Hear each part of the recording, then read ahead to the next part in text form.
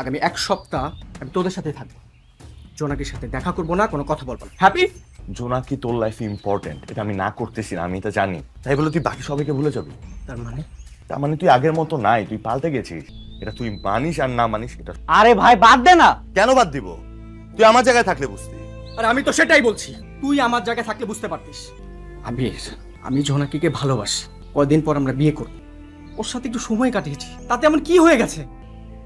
যখন তোর জীবনে কোনো মেয়ে আসবে তখন বুঝতে পারবি, তখন তোর অবস্থা আমার মতোই হবে। মানে আমি ভাবছিলাম ফ্রেন্ডশিপটা সব থেকে বড়।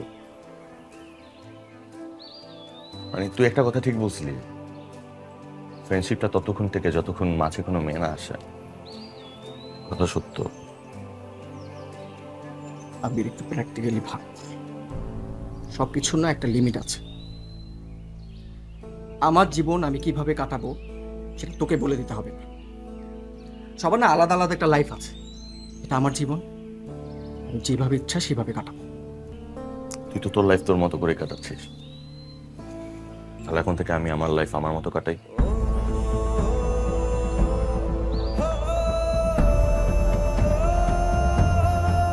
সেদিন প্রথম সজলের উপর এত রাগ হয়েছিল যে ওর মুখটা আমার আর দেখতে ইচ্ছে করছিল না।